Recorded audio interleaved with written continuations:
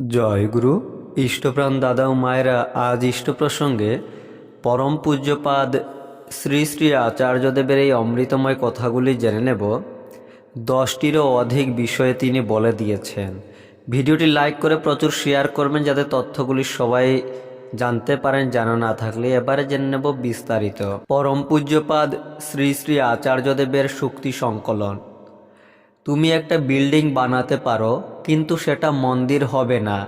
দেবালয় তাই, যেখানে গিয়ে মানুষের দেওয়ার ও করার প্রবৃত্তি জন্মায়।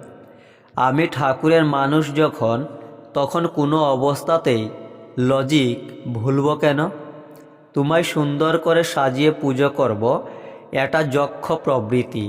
তোমার গায়ে কেউ আঁচড়টুকু লাগাতে চাইলে তাকে সাবার করে দেব, এটা রাক্ষস প্রবৃত্তি। কিন্তু দেব প্রবৃত্তি হলো আমি তোমার মতো হব। আমি তো একটা সুতোও নিয়ে আসিনি, সবই তো অন্যের থেকে আহরণ করা। এই শরীরটাও তো আমার নয়, এটাও ঠাকুরের দেওয়া। তাহলে আমি তাকে দেবটা কি? আমি দিতে পারি কেবল নিজেকে। থিওরি বাদ দিয়ে প্র্যাকটিক্যাল হয় না। থিওরিটা আগে কোনো না কোনোভাবে আমার কাছে আসতেই হবে।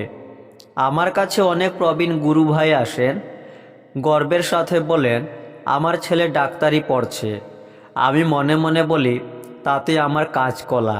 তোমার ছেলে যদি ঠাকুরের কাজে না লাগলো তো কি হলো? একটা পুরুষ কোনো মেয়ের গায়ে হাত তুলছে মানে সে আগেই হেরে গেছে ওই মেয়েটির কাছে। মাথা প্রণাম করে না, প্রণাম করে মন। বিচ্যুতি তখনই আসে যখন মানুষ ভিতরের কথা না শুনে বাইরের কথা শোনে। সবাইকে নিয়ে চলতে যাব কেন? সবাই আমার কে হয় শুনি? আমি শুধু ঠাকুর নিয়ে চলব, সবাই আমার সঙ্গে চলবে। সবাইকে নিয়ে যে চলতে চায় সে ওই মন্দিরের ঘণ্টার মতো, যে আসে ঢং ঢং করে বাজিয়ে যায়।